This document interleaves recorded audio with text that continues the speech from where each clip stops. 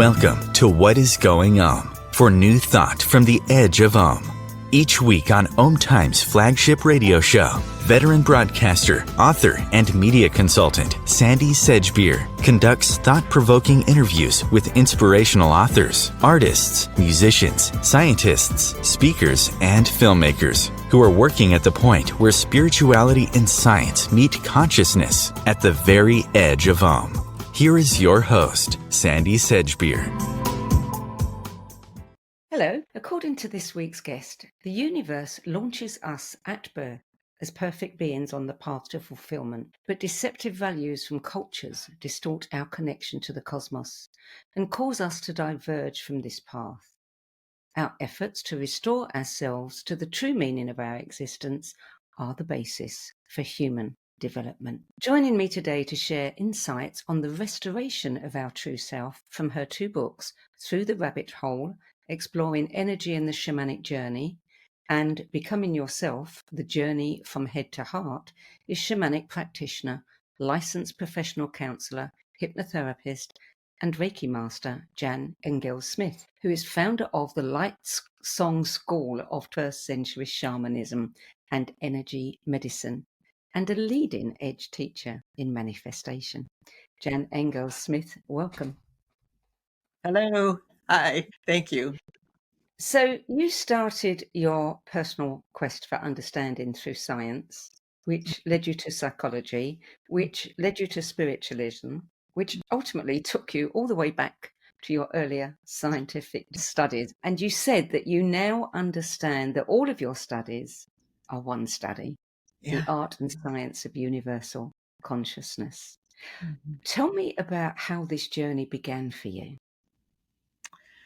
Well, the journey began actually in a very, I guess, in a shamanic way, but it's not a way that I say is necessary for people, because a lot of people will hear my story and then they'll think, oh, that has to happen to me. But I had an apparition where a being actually appeared in my living room, a woman, an old, elderly Native woman. She was standing there and I walked in and I said, who are you? What are you doing in my living room? And she said, I am your grandmother. I am you. I am your sister. I am the earth, which was not what I was expecting her to say. And she said, I've come to ask you to learn the ways. But if you accept this, your life will forever be changed. And so there was no way that I was going to accept that. I was going to say, no, you need to leave. Because I want to give you a little bit of background here. I was living in Dallas, Texas, which was in the Bible Belt, and I was very involved in the church. In fact, I was thinking about getting my doctorate in theology. I was very, very involved in it. And I loved it. I loved the whole idea. And I had not been exposed to anything metaphysical ever in my life. Native, nothing. The only thing I had seen native was on TV, that type of thing. So when she was saying this, I had no concept of what she was talking about or who she was or what any of this meant. And like I said, I was going to say, no, you need to leave. But I heard this crow calling outside the window. And instead of hearing caw, caw, caw, I was hearing trust, trust, trust. And so I said yes. And she pulled out a pipe, which I didn't have any idea of what a pipe was in Native tradition. And we smoked it, which kind of seals the deal. It makes a contract in a very cosmic way. And she gave me my medicine and she said, you are carrying the medicine of the North, which is healing, wisdom, and love. And then I heard this sound, like somebody was coming into the room, like possibly my husband or something. And I turned to look to see who was coming in and turned back and she was gone. And I was left like, what just happened? Now, also some background here. I was a psychotherapist. I was working in the disassociative ward of the hospital, specializing in multiple personality disorder. So I also had infant twins and a 2-year-old. So my stress levels and my listening to quite extensive otherworldly stories all day and watching people shift from altar to altar, which is a term that you use. I had a very different, I guess, unique sense of what is possible in the world. And that's what that training taught me. It was a great foundational teaching or segue into shamanism. However, when I started telling my family and my friends about this, they just thought I had really lost it. And here comes a truck. I don't know if that makes a difference or not. Can you Okay. hear that? That's all right. We'll just note the time. I can hear it, yeah. That's okay. I'm just going to see if I can do that thing that I wanted to do while it's... Give me let me know when it's gone. Okay. I think it's gone. You think it's gone? Okay, good. Okay. I can't find that thing. Okay, that's all right. I'll find this point and we will just cut that out. Do you remember what you were saying? Yes. Okay, do you just want to kind of start the beginning of that bit? I mean, you talked about your training as being perfect foundation for this. Sure. My friends and family really thought that I was off base. They thought I had too much stress, that I was breaking down because of my job. And I lost a lot of friends. I mean, I was literally asked to leave my Sunday school class, that I wasn't a fit anymore for it. Looking at this post my training, it's actually called a shamanic dismemberment, where you are dismembered, literally, your whole life falls apart. And the reason for this, the purpose of it, is so that you can remember who you actually are. So it's a practice that's done. You can do it in a journey, dismembering all the time, to let go of things that you're attached to and various things like that, to keep you energetically clean. Or they can happen in your life spontaneously, which is what this was. It was a horrible time in my life. I am a very, very social person. I love my friends. I love social events, entertaining, all those things. They were all stripped from me. I literally thought that I would have a cross burning in my front yard at one time.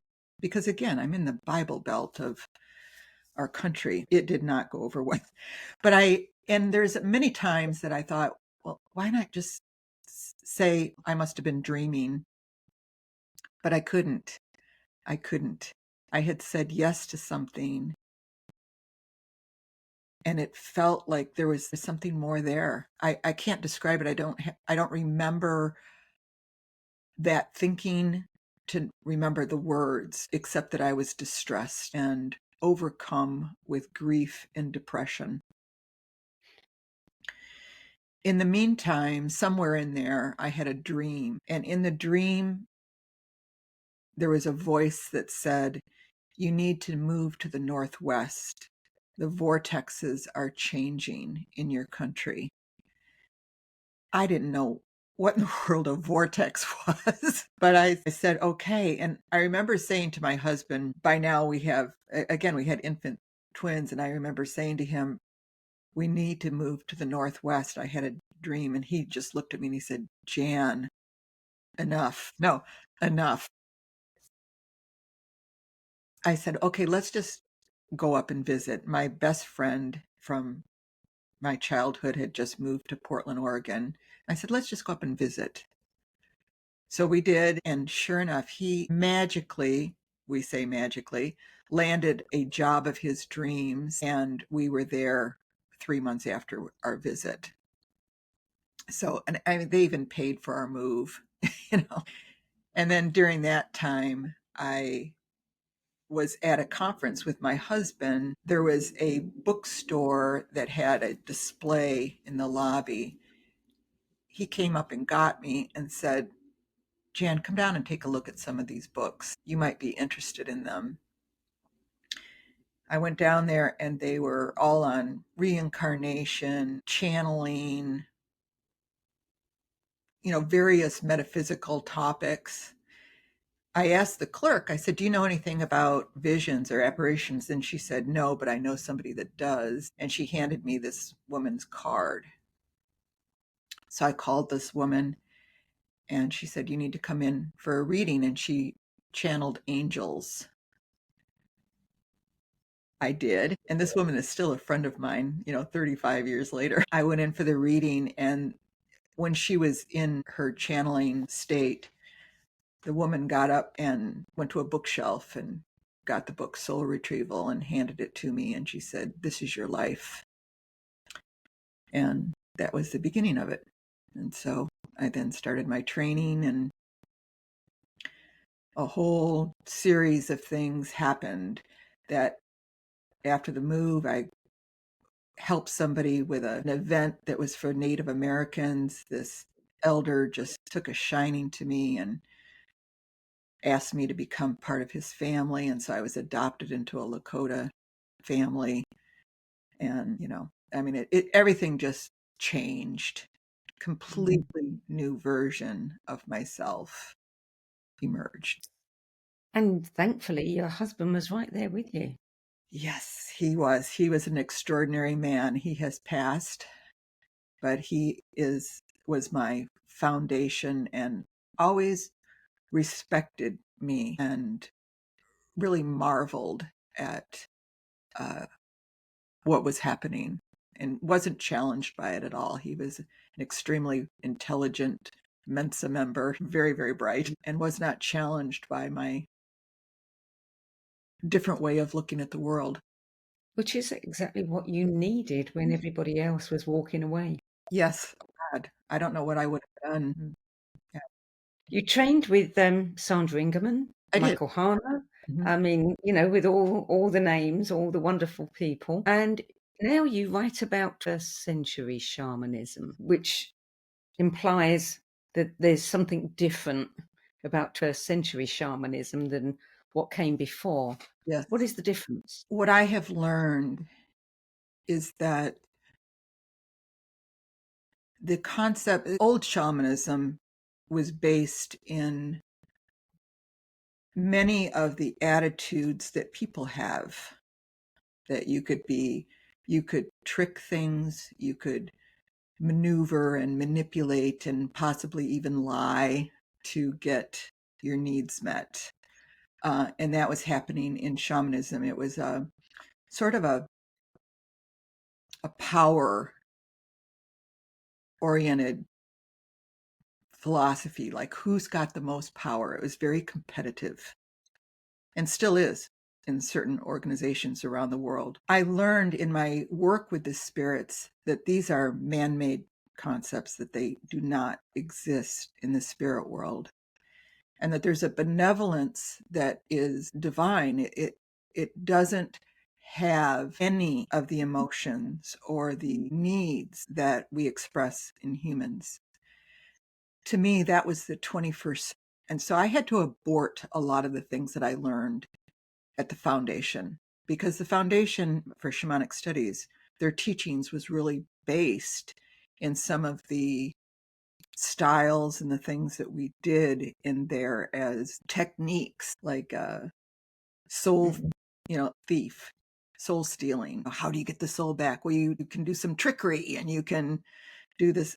And it was like, no, it doesn't work that way. And I feel as if my work has really been based on bringing a newer version of shamanism. We have evolved as human beings, and our concepts need to evolve with us. We can't hold on to those old things like that. We live in a new world. People are expecting new things. And I believe that one of the things that we need to understand is our own divinity. And that's what soul retrieval is really based in. But then a lot of the techniques didn't stand up to that. And so one of my gigs is really evolving shamanism into 21st century understandings and concepts of love and light, and how all these things have this huge impact on us when we embrace them fully and understand our own divinity, we become well, along with new techniques, doing the techniques differently. There's a depossession that we use the term for. And if you look at depossession in the church or even in old shamanism, it was a power over a possessing spirit. You took charge, you had command. And it's like, that spirit, that possessing being is also a divine light. It's just misplaced. Yes. So you don't want to take power over. You want to do a massive healing for both. You want to do it for your client as well as the being that's caught there. Now, that would never have been understood in old shamanism. It's a understanding, again, of we all carry a heart light. We're all divine, with or without a body. And things need to be respected that way and understood that way so that you can have a win-win situation. It's not a win-lose. It's a win-win. You founded Light Song School 1994, which is a long time ago, and you developed the first energy medicine curricula, so that people coming in could, go from, I don't know, complete newbie to getting a bachelor's, a master's, and even a doctorate degree in shamanism. What made you decide to do that? Because that must have been quite a challenge. There are lots of schools of shamanism out there, Yeah. but you were offering something completely different. Did you find that hard going at first? Oh, it was tremendously difficult. It took us years, probably at least 10, 12 years of research and things to do this. My objective in it, though, was I wanted to make shamanism readily available for anybody, which meant that we needed to be able to have insurances cover it, which is a very needed thing, at least in the United States, because paying out of pocket for services can be cost prohibitive to a lot of people. Well, the only way that you can do that is to have a curriculum that is standardized. You have to be able to prove what you're teaching and that everybody is getting the same training. So that's what we worked on, to really qualify the person coming out of our programs is really cream of the crop. They don't have a hodgepodge. They can't randomly go, I'm going to go to this teacher and learn this, and I'm going to go to that teacher and learn this. And, now I'm going to say that I can teach something. No. You had to, have documented results of your work. Like for our practitioners, when they were getting their masters, they had to do over 150 documented cases. And one of the important things for me was, what did you learn? What did you learn as a practitioner different than what I taught you? Yeah. Because my goal was always that they become better than me. I want you to shine, because when you shine, then you're having results out there that are also shining. Soon after we started the curriculum, we were asked to do a study on PTSD for vets, mostly coming home from Afghanistan at the time. And we were contacted by a major teaching hospital out here called Oregon OHSU. It's a big hospital. And I asked them, I said, why did you pick us out of all the different shamanic bases, thinking the foundation, why did you pick us? And they said, because you had a curriculum that we knew who we were getting. We knew that all the different practitioners that were going to be doing this study were trained the same way and going to be using the same techniques. And so that was important to me. Credentials are important. Training is important. I see ourselves as we are doctors of the soul. Yes. And you have doctors for mental health, physical health, emotional health, but the soul is the most important part of you. It is the most important part of you. And shamans, good shamans, are doctors of the soul. You have a number of case histories that you share with us. There was one in particular that I'm sure everybody would be interested in, and that was the one with Jim, who had made a commitment to John Lennon. Would you Yes, share that one with us? absolutely. In shamanism, we often will travel to another lifetime, a past life. In those days, we use the word past. I don't use it anymore because of what I learned in this journey. But you will travel to a past life to see where an issue actually started in a person. Might have been this life, it might not have been. Okay, because we carry all of these lives inside of us in our inner akasha. And akasha is a word that we use for the records of life. And so we have a big akasha that's sort of universal, and you have an internal akasha that carries your records. So I knew that going into other lifetimes could be very beneficial. And you can heal whatever was happening in that version of the client. And then in this version, the person you're working with, they actually change because there's an extension of what happens in those lifetimes influences what's happening in this lifetime. In Jim's case, he contacted me because he was struggling with a decision. When John Lennon died, I don't remember the year of that, but when John Lennon died, he felt that he had John Lennon's soul enter him. And he was just a teenager, but he just said, all of a sudden I was filled with this sense of John. And he was a musician. And so he decided that he had to dedicate his life to doing Beatles standards, which he did much into his mid-40s, 40s, something like that. Maybe he's in the 40s. But there came a time when he said, I'm ready to hang up my Sergeant Pepper's suit. But he was struggling with it because he felt like he had dedicated his life to John to keep John alive in the minds of people and various other ways. He contacted me to get out of the struggle, like what could we do, So I said, well, let's do some journeys and see what the spirits say. I had no idea. This was early on in my career, actually. It was kind of fascinating.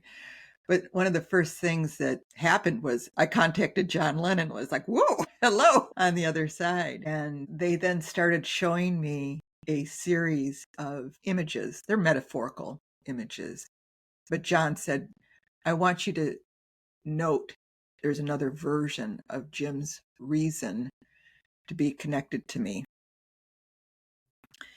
So the first imagery they showed me was that Jim was on his knees crying and, sobbing, kind of with his hands over his face. And John walked up to him and hugged him very intimately, just really hugged him. And then the next image, they were flying through the air, sort of superimposed on top of each other, with their limbs out, but flying through the air this way. And John's head was maybe a foot or so in front of Jim's. And then the next image they showed me was this spherical ball of light out in space, and we were looking down at the earth, and it was rolling. Now, one of the nice things about my spirits is they tell me what all these things mean. Not everybody's do, but they explain things to me, so that was very helpful, and I asked them about these images. They said that in the first image with Jim crying, was that he was a drug addict.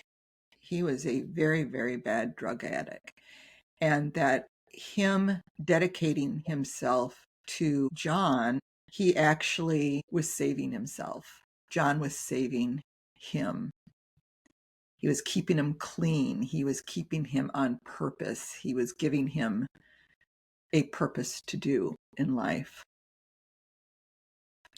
The second image was where they were superimposed on each other. This one just blew me away. Was that John and Jim were the same soul incarnating in the same time period on Earth. Excuse me, John was about 20 years older than Jim. So it showed his head out a little bit further than, but that the same soul incarnating on Earth at basically the same timeline. That was such a huge teaching for me. And then the third one was about, again, this teaching that time is holographic. It is not linear. This circular ball of light looking at the earth, that all lifetimes are happening simultaneously for everyone. And they went on to say that you could actually look at every person on the planet and see a different version of yourself. Now, to me, that just, my head still has a hard time wrapping around that, although I teach it all the time. But it's a good practice to realize that we are these versions of other people. And then they ended up with John saying, I am he and he is me and we are all together. We just started cracking up, because here's these words from I Am the Walrus, and John was kind of singing that to me on the other side. And he said, this is the way it works. And so it just felt like this incredible experience in teaching for me what I should relate to others, how it works, this incarnation, because I didn't know anything about incarnation again. This was very beginning of my career. I was finished with my training, but it was the beginning of my career. And we don't cover that stuff so much in the foundation. I was at the foundation when they were pretty new. There's been a lot of progress since those early days. How did Jim respond to that? It was totally enlivening for him. He was able to do this in a way with no guilt, with no shame. And he has since become an extraordinary counselor for drug addiction and uses all of these things that came out of the journey and kind of native teachings and stuff. There was more to it than I'm sharing in his practice. And he has made himself quite a career. It's a lovely story. We're going to take a short break now. You're listening to What Is Going On. I'm Sandie Sedgbeer, and my guest today is shamanic practitioner, licensed professional counselor, hypnotherapist, and Reiki master, John Engels-Smith. And we're discussing insights from her 2 books, Through the Rabbit Hole, Exploring Energy in the Shamanic Journey, and Becoming Yourself, The Journey from Head to Heart. We'll be back with more from John Engels-Smith after the break. Stay tuned. Hello, I'm Sandie Sedgbeer, host of Times flagship radio show What Is Going On, and as an author, editor and 13 times book judge who's read thousands of books and interviewed hundreds of authors, I'm constantly asked what's really worth reading and what's not. So I created the No BS Spiritual Book Club to help you save time and money by picking the brains of discerning names who have walked this path before you. There's no catch, no fees and no BS, just an ever-growing library of 10 best spiritual book lists from some of your favourite authors and teachers, plus free book excerpts, audios and video interviews with people like Don Miguel Ruiz Jr., David G., Lee Harris, Mark Nepo and more. From well-known classics to hidden gems you've never heard of, it's the only no BS guide to the best spiritual books to enlighten your journey of self-discovery. So why not join the club? Get inspired and save money at the nobsspiritualbookclub.com. Imagine becoming a super influencer. Reinvent yourself, invest in your brand, and then manifest your success with a robust spheric approach. Times Media and Broadcasting offers a unique and multifaceted way to become the spiritual and conscious influencer you deserve to be by putting your message across our powerful platform with its proven record of integrity and excellence. Through our produced shows, Om Times offers the opportunity to become a social media TV personality, a radio show host, an Om Times magazine columnist, and a syndicated podcaster, all in one shot. By live streaming your show on Om Times TV and broadcasting it across the extensive Om Times radio and TV networks, you become more than a host. You become an ambassador and a force for positive change. Om Times. Open yourself to the possibilities. Everything that we do, we can do in a contemplative manner. Through the art of contemplation, you can use the gene keys in a really powerful way. Gene keys is basically the code book of life. In the gene keys, the book is made up of these three levels: shadows, gifts, and siddhis. And the journey is through those three levels, kind of unpicking of the shadow states, the releasing of the gifts, and then the embodying of this higher consciousness called the siddhi.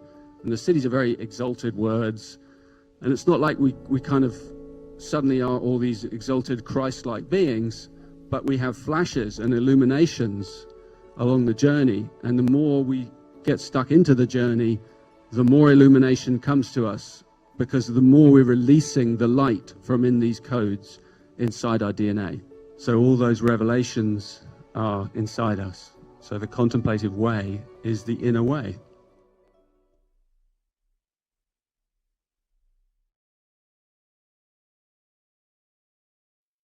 There are 16 million children struggling with hunger in America. That's 1 in 5 daughters, sons, neighbors, and classmates who don't know where their next meal is coming from. Yet billions of pounds of good food go to waste every year. It's time we do something about it. Feeding America is a nationwide network of food banks that helps provide meals to millions of kids and families in need. Visit feedingamerica.org to help them feed even more. Together, we can solve hunger. Together, we're feeding America. Welcome back. Jan Engels-Smith, you founded Lightsong School in 1994, and you have said that its lineage is Atlantean, Egyptian. I think there was a Lemurian. What does that actually mean? You opened up a big subject here. Yeah, it's a beautiful... Give us a short answer. Okay.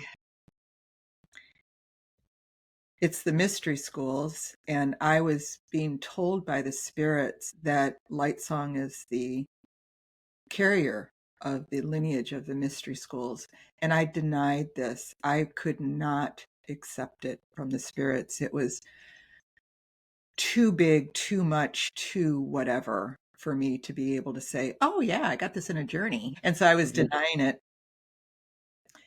We have a council meeting that we would meet once a month. A Lightsong council of 12 people would meet at my house. And this one day, one of the council members walked in and she said, Jan, the spirits contacted me through Lady of the Lake, who is one of my beings. And they said, you're not listening to a message that they're giving you. Lightsong is the next carrier of the mystery schools. No one knew of these journeys that I was having. I didn't say a peep to anyone. And I just started sobbing. And so I said, okay, And then after the council meeting that night, when I was going to bed, I said, I know that this came through this other person. I know that you're trying to get my attention, but I just need one more sign, just one more sign before I take on this mantle. So the next morning I got up and I opened my computer, and there was a screenshot from NASA on my computer of this star system it's in,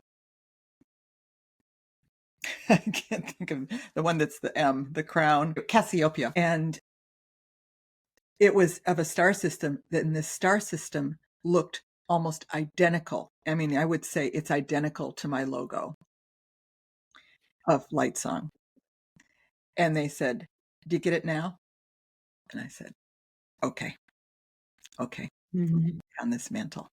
And so we then have dedicated one of our classes that is a requirement for your training to go through the mystery schools and to learn about those things. That last one was Avalon. So it's Atlantis, Lemuria, Egypt, and Avalon. So that's the story. They get their point across. Of all the case histories, I mean, you must have had so many different clients, so many incredible stories like Jim's. Is there one that stands out beyond all others for you that you'd like to share?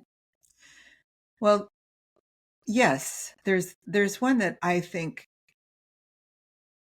really tries to explain or magnify how the spirits are consistently trying to help us.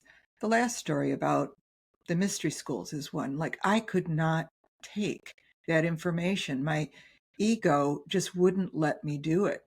It was too big. But they're insistent. They're trying to help humanity. And in trying to help humanity, they need us as practitioners to do the work, to be the mouth, the hands, the voice, all those things. They have to use our bodies because we live in a physical world. They cannot do it without us. There was a case that, again, this was very early on. I'm going to say it was in the first year of my private practice as a practitioner, shamanic practitioner. A woman brought me her child that was having night terrors. And night terrors are a scary thing. I mean, you cannot wake the person up. They moan and groan like they're being tortured. And the more you shake them or you try to wake them up, the deeper they go into their experience. And in psychology, there is no cure for them. We put people on drugs that are anti-hallucinogenic. They flatline you. They just take your spark away because they're just trying to control your mind. Anyway, she brought me her child and she said, "Can you do anything with this?" And I was like, "I'll try." I will try. I said, "I can do a soul retrieval on him and see what happens." We get into this journey, and the first thing I see is this little African pygmy kind of person. He was very animated. He was very large. He had grass pom-poms around his wrists, grass hair, grass around his feet. He was stomping, and he had a like a not a sword, but like a spear, and he was shaking it at me, just yelling at me in some sort of African gibberish that I had no idea what he was saying. My spirit said to me, "This child has a curse on him in another lifetime. And that curse is acting out now as night terrors. That's how it's expressing itself." And they said, "You have to unravel the curse." I said, "I don't know how to do that. That wasn't in our training. I have no idea how to do that." And they said, "We do. Just do what we tell you to do." I said, "Okay." So they told me to say something. I don't even remember what it was, but I did. And the next thing I knew, this little pygmy guy just became deflated. Like, it's like all the air went out of him. He shrunked over, dropped his spear, and just sulked away, walked away. I did the rest of the soul retrieval for the child, brought him back a spiritual power animal, and did the work. So when they were leaving, I told his mom, I said, "I have no idea if this worked or not." I was just being guided by what the spirit said. Keep me posted. Well, sure enough, the child has never had another night terror, and he's in his 20s or 30s now. In fact, I just talked with her last year, and she said, "I just want you to know." But anyway, the point being, I was in my office and I was cleaning my tools, my various things with sage, and all of a sudden I hear this bang boom thing out in the other room, and I opened the door and walked out, and I had an African mask on the wall with grass hair. I've been collecting indigenous, mostly African art since I was 20 years old. For some reason, I just had a passion for it. And this thing had jumped off the wall and slid under the dining room table on a wood floor. So I looked at it and I picked it up and I said, "So what do you know about night terrors?" Now, where did that question come from? But I knew that it was trying to get my attention. I mean, it literally jumped off the wall. And so I took it in my office and I did a journey with it. And he said, "I'm your protector for this. I came into your life years ago, and I am your protector because you were really in a very precarious situation. You should not have been doing this yourself. And I will make you invisible, and then I will do the work when you find yourself in this situation again." So he became an ally of mine right then. So the next thing, it's about 4 o'clock in the afternoon at this time, and Oprah was going to come on. And I thought, oh, I've got a few minutes before my kids come home from school. I'm going to turn on Oprah. So what's the conversation? Night terrors. And isn't that amazing? So they had a team of psychiatrists. They had parents of children with night terrors. They had adults and their spouses, this whole staff of people. But the topic is that there's no cure for them. And what do we do? And I realized right then that this was a huge message from the spirits to us as practitioners and to really everyone, that we are barking up the wrong tree with our remedies here to really help these people. We need to look in other lifetimes at curses predominantly. And that's almost always what I have found with night terrors, that they are a curse, although I invite other people that are practitioners to do their own research and see what they're coming up with. But it could be a whole field for somebody to go into if they wanted to advertise it that way, because this was directly intervention from the spirits of, this is how you heal this. And that's what the message that they're always trying to give to us. This is how you heal this. This Yeah. is how you heal this. We see it a lot in young children. I mean, I remember my grandson having them, and all he would do is shout out, "You left me there, you left me there, in the dark, you left me there," and his parents, but it was the same thing all the time. And, I mean, given the number of lifetimes we've had, I would think that we are all riddled with curses, or trauma or something. Yes, that is true. And that is exactly, Sandie, why it's important for people to understand that shamanism is it's the oldest healing modality known on the planet, documented by National Geographic. It is the oldest healing. And when we stopped taking care of the soul, now we're taking things through lifetimes. Okay. But in the indigenous days, these things were taken care of immediately. There's an understanding that a lot of these languages, indigenous languages, we call them singing languages. And you really notice it. I don't know if you've traveled anything into India, Tibet, or Nepal, but the people have songs for everything.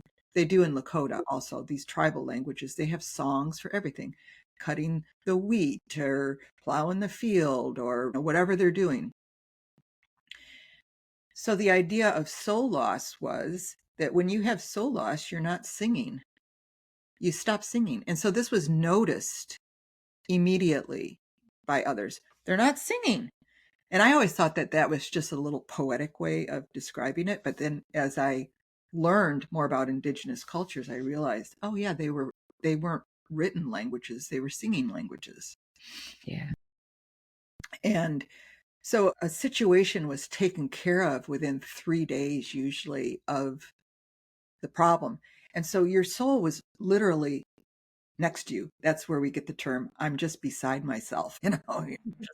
You are. You have moved out of your body and you're beside yourself. So the process of healing was quite quick and easy. I mean, you just, let's put it back in. And it was identified very quickly. But now it could be years or lifetimes before anything is taken care of. So the job of the practitioner is much more complex now than it used to be. Because again, you have to be able to go into all these other lifetimes. But Soul Retrieval, those remedies were worldwide, every single culture on this planet, in all 7 continents. It's documented. We've got about 9 minutes left. I Okay. want to talk about manifestation, because the story you told of going to Oregon, I mean, is a wonderful story of manifestation in action. And you've been teaching manifestation for over 4 decades now. So tell us a little bit about manifestation and what we most need to know, because I think there's been a lot of talk about it ever since, the movie The Secret and the book. But some of that talk has just kind of given it a kind of lightweight, cookie cutter, flavor that isn't working for people. It's not working because they don't understand what it said. There's a lot of complexity to that program, The Secret, that it goes over a lot of people's heads. And I mean that in a gentle way. I mean, it did mine too. But basically, you cannot not be manifesting. You are manifesting 24/7.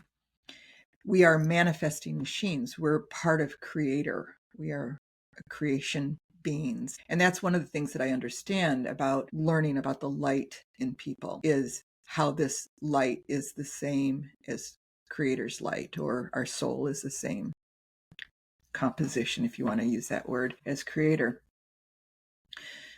What people don't know how to do is to manifest consciously, how to do things that they manifest more of what they want instead of what they don't want. And I am actually doing a gathering right now. It's not even a class. I don't charge for it. It's free. But like giving people tips on, this is how you do it. Let's talk in a group, and I'll listen to your story and I'll show you how this is working in your life.